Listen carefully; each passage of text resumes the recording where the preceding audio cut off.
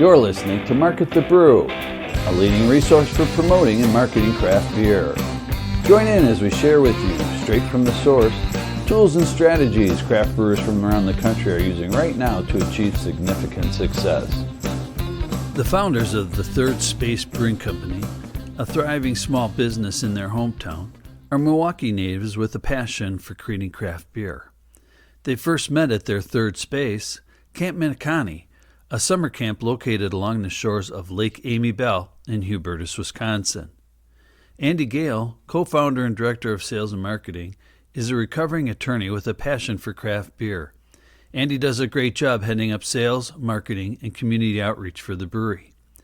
Kevin Wright, co-founder and Brewmaster, holds a certificate in brewing from the world-renowned University of California, Davis Master Brewing Program. Kevin is certainly qualified as he graduated at the top of his class in 2009 before going on to win the J.S. Ford Award, an award bestowed each year to the person who scores the highest on the Diploma in Brewing exam given by the London's Institute of Brewing and Distilling.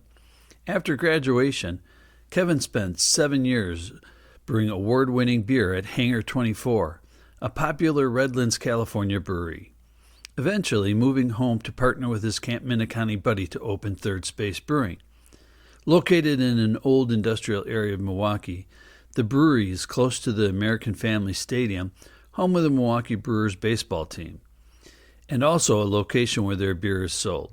During the summer, you will often see social media posts of their beer cans in the hands of fans attending the games. Beer School came about when Kara Olds, event coordinator for Third Space, was talking with a coworker about the lack of accessible education on alcohol and beer in the Milwaukee area. That, combined with Kevin's wealth of beer knowledge and his love of teaching, made sense to start a beer school for anyone wanting to learn more about beer. Kara told us that, for us, it's a great opportunity to engage with our customers and showcase interesting beers from around the state. But before we start the podcast, just a quick reminder that the Market the Brew podcast is available at marketthebrew.com and on the Apple Podcast, as well as other popular podcast sites. The video of these episodes will be available on the Promote the Brew YouTube channel for you to watch or listen in. We apologize in advance for some of the digital hiccups during this podcast. Our internet provider was updating their system while we were taping this episode without getting our permission first. We hope that you will join us and share these episodes with your family and friends. Now, find a comfortable place to sit, grab a glass of your favorite beer, kick back and relax, and listen in as Daniel and Scott chat with Kevin as he shares information about himself, the brewery, and their beer school. Cheers!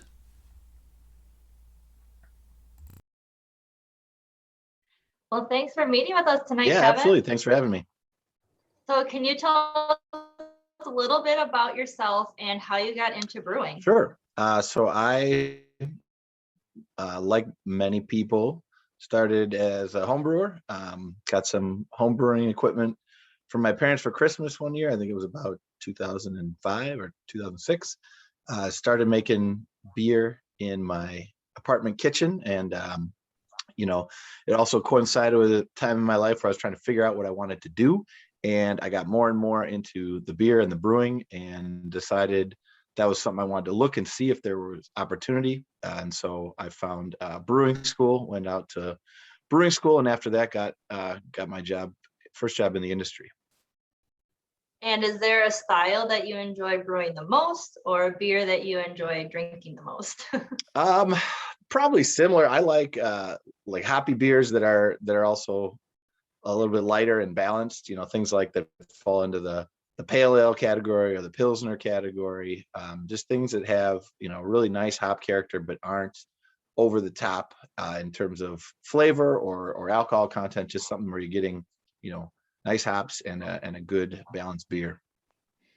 And what made you choose Milwaukee for your location for Third Space? Sure. I'm from the Milwaukee area, born and raised. So I went to undergrad at UW-Madison. I lived in the state my entire life until I moved to California to go to brewing school. And I ended up in Southern California working at my first brewery and that was great. But eventually, you get sick of the weather in Southern California, and we were looking for opportunities to get back to Milwaukee. And first, it was, can we find a brewery that I can work at? And when we were looking at Milwaukee at the time, it was about 2014. There were not a whole lot of breweries, craft breweries, operating in Milwaukee, and so we saw that as an opportunity, and then started looking, is there a way to start a brewery? And found my business partner, and we put together a plan, and we opened up Third Space in 2016. So it was really, a combination of wanting to get back home to family, and then seeing opportunity in the local market.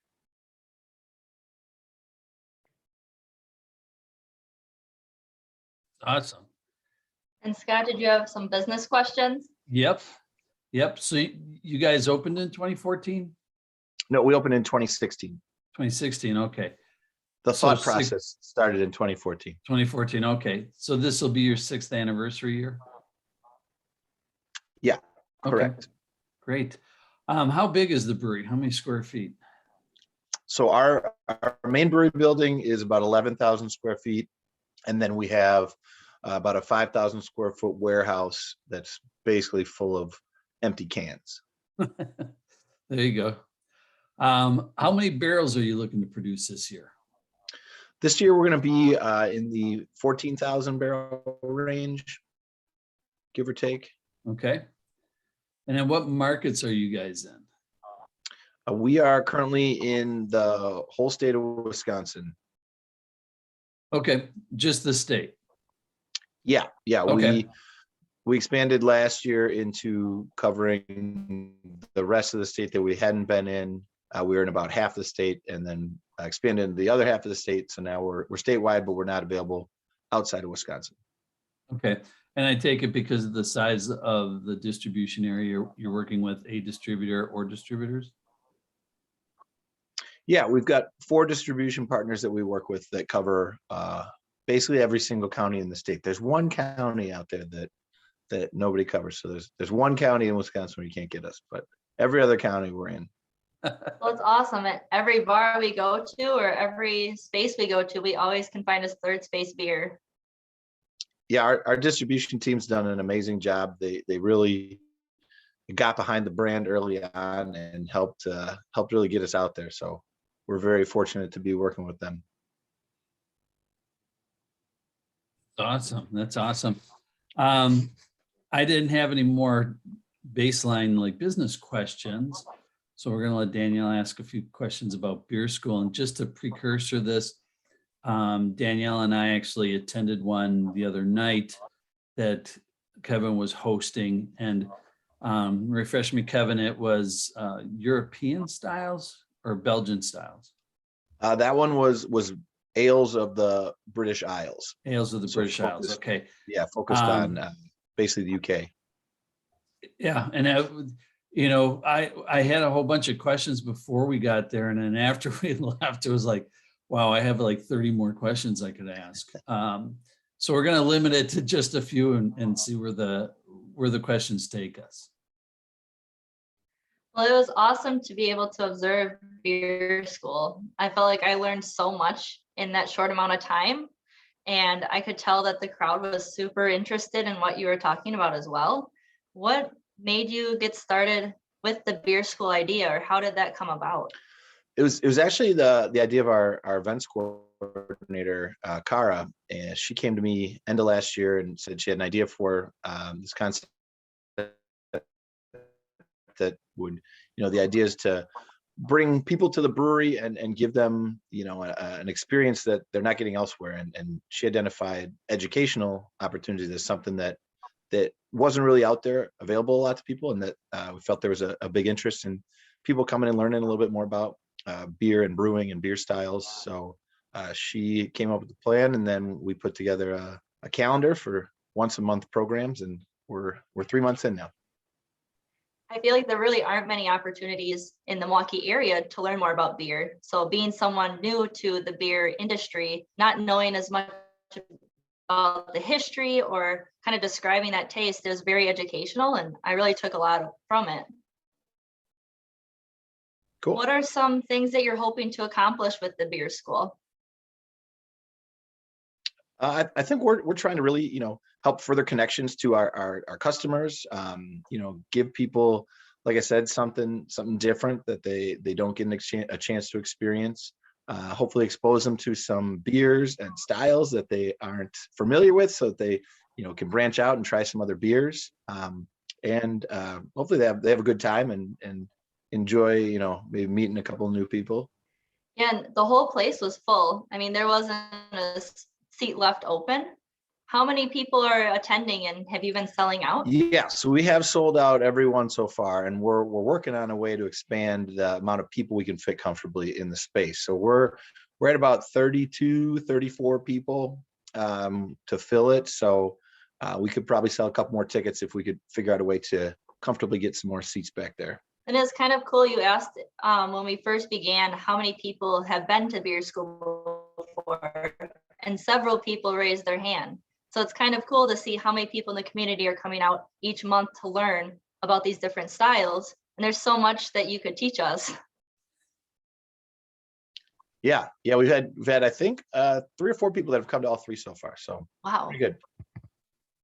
And I was saying how Travis was super interested in the IPA night. I was really interested in doing the sour one. And you had mentioned you already did the IPA one, unfortunately for us. Yeah. Do you plan on circling back at all to different styles? Probably to some of them. I mean, IPAs is one where we could do an IPA one every month and not run out of different beers. So I think that's one we'll circle back to. And ones that we know we can get a good representative sample of the beers that are not going to be the same as the year before if we do it again. So we've got all 12 months of this year planned out. And I think if we repeated, the only thing we wouldn't want to do is repeat all the same beers. So if there's styles out there that we can get good representation of, I think we'd bring some back.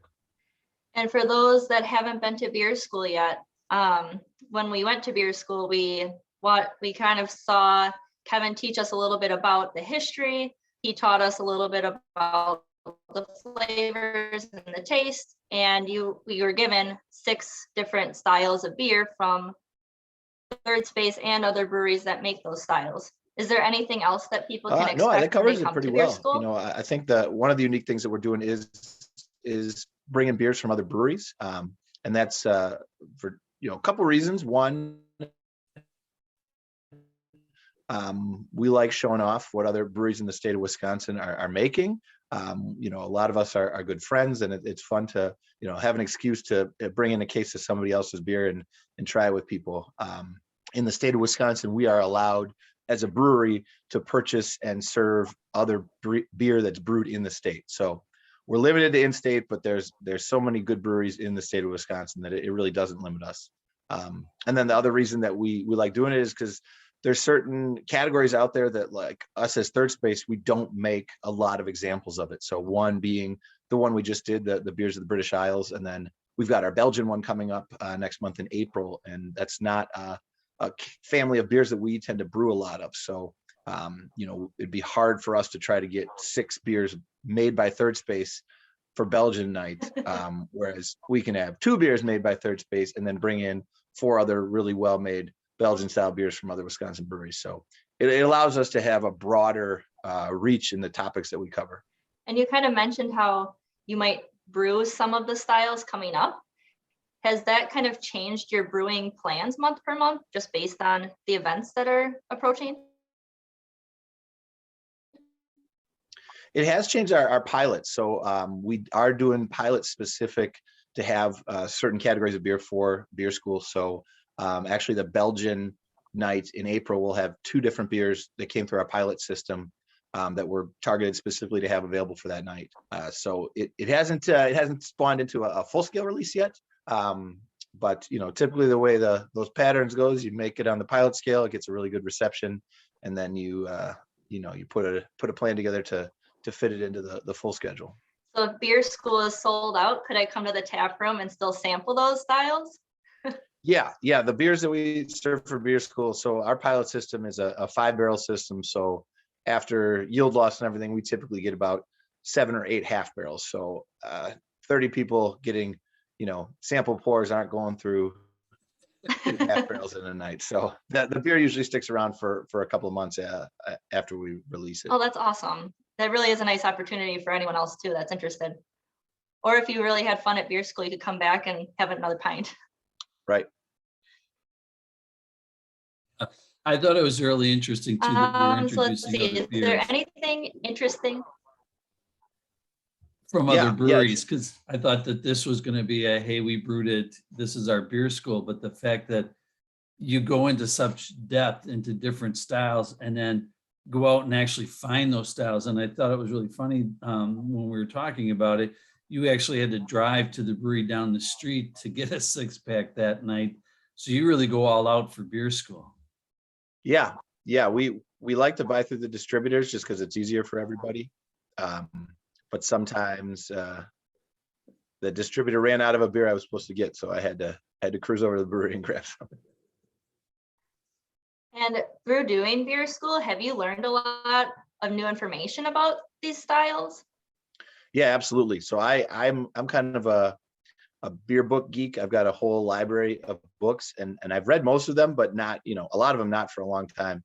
And so when I'm starting to research some of the beer school topics, it's fun to revisit stuff and, learn a bunch of the things that you may not have known or may have forgotten. So it's interesting. That would be really cool. Just sparking new interests or different styles, maybe creating some new ideas. Right. So Scott, were there any other things that you wanted to mention about beer school or any other questions?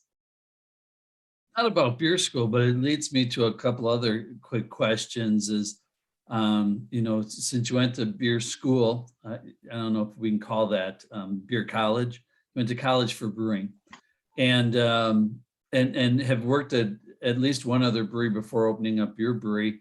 Who are some of the people that you look up to or who maybe might have mentored you along the way?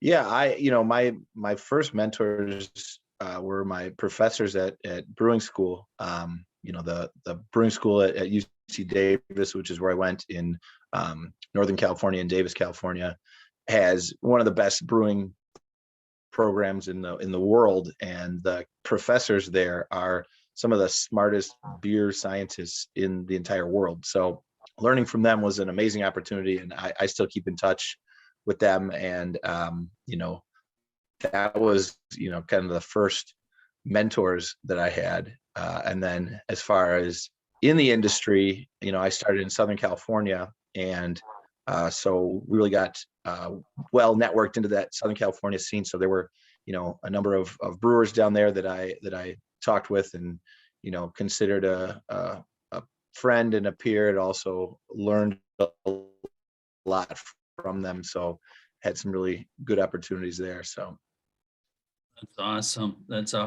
Are you mentoring anybody at the brewery these days? I like to think so. I think I'm at heart. I'm a teacher of sorts. At heart, I spent those years when I was trying to figure out what I wanted to do. I was working at a middle school as a teacher's aide, and I like teaching. I like education.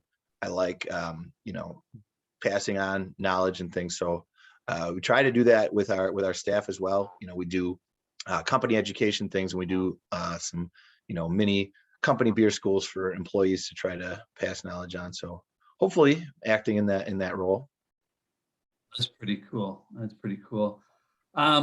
So what do you and your family do when you're not at the brewery, which probably seems like a very little bit of time? Yeah, so I've got 3 kids ages 7, 5, and 2. So I do a lot of that. So it's being at the brewery and then being home being a dad. So but we like to do stuff outside. The kids are all getting into sports and trying to help out coaching and things. So we like being active, that sort of thing. Is there one sport everybody's doing, or does everybody have their own sport right now? So my daughter does gymnastics and soccer. I definitely don't help out with gymnastics. And then my son is doing baseball. So this year he'll be in coach pitch. So I'll be helping out with that. That's cool.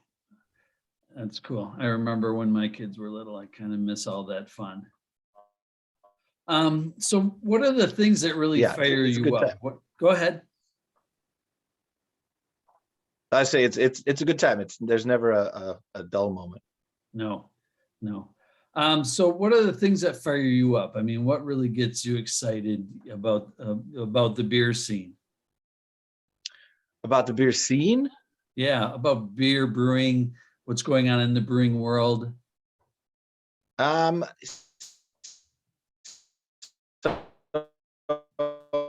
mean, we do a lot of improvement work, being a small company, a small business. We know we don't have everything figured out. And so we try to do a lot of work to improve what we're doing, try new programs, new things that are either directly brewing related or more business related. And, we have a lot of flexibility to try these things. Some of them work out, some of them don't, but it's fun trying to, constantly figure out how you can do things better.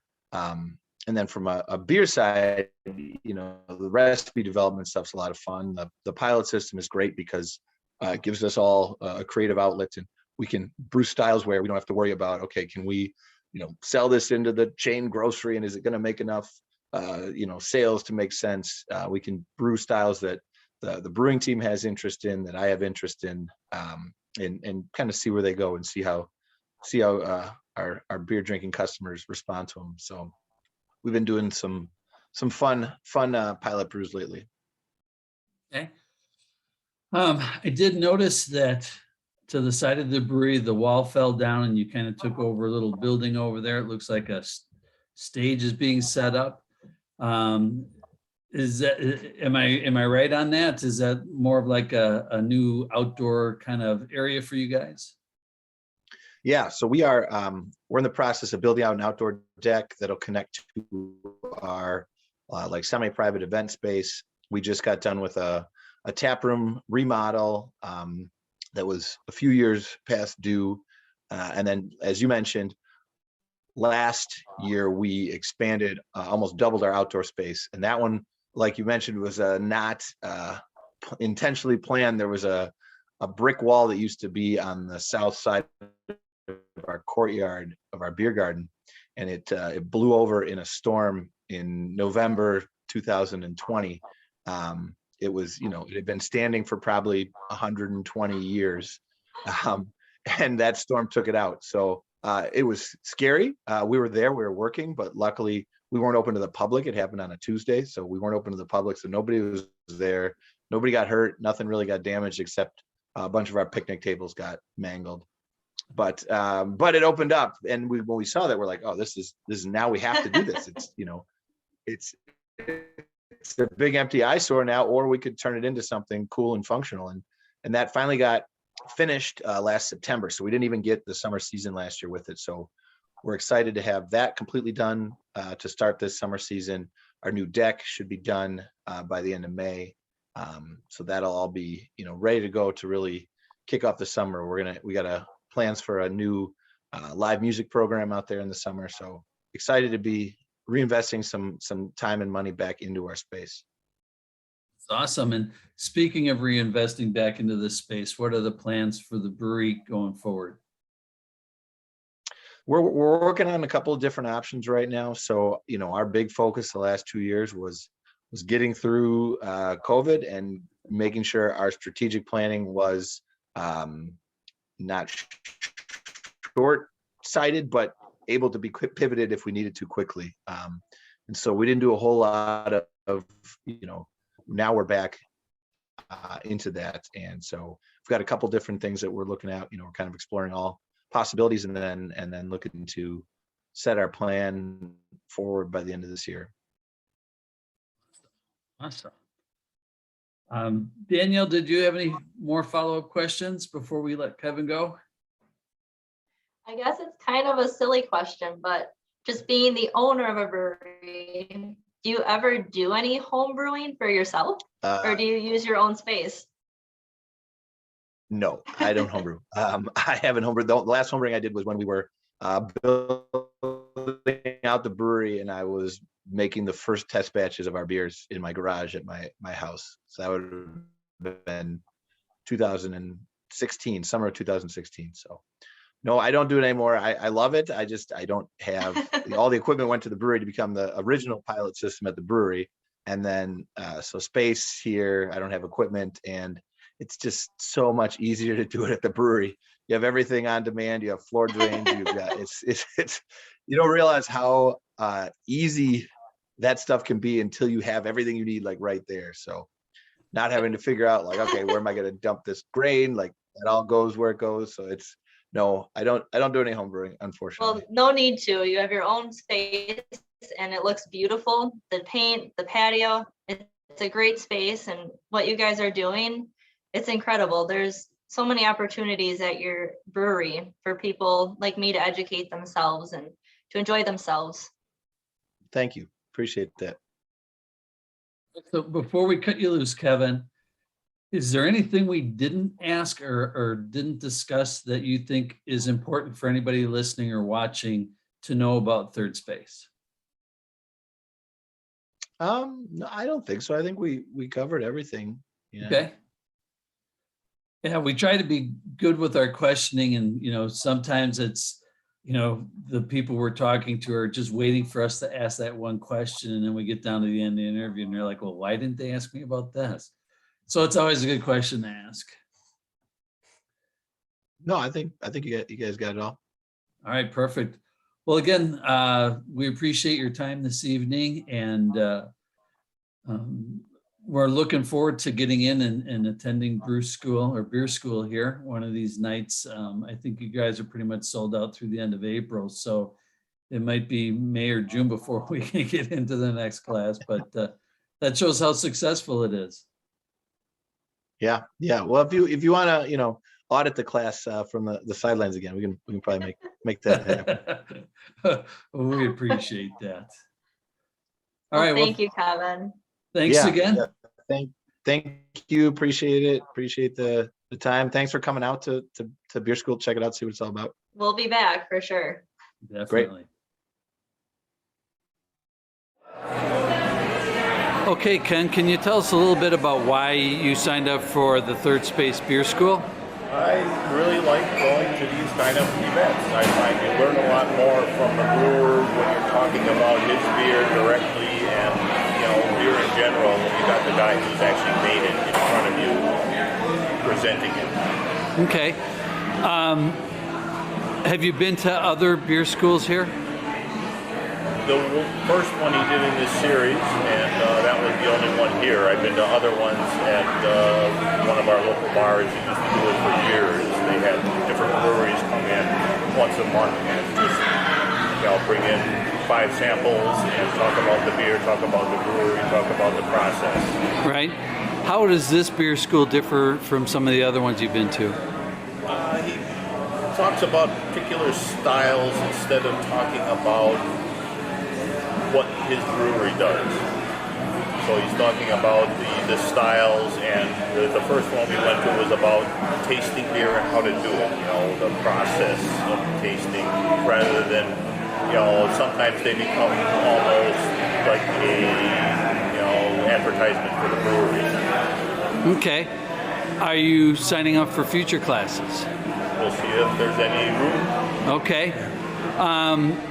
Was there a lot of value for the money you paid? I thought so. It was just fine. Like I say, I just like the experience of being able to talk to the people about beer. It's kind of the way I do things. Okay. Would you recommend this beer school to others? Yeah. Okay. Well, I appreciate your time today, Ken.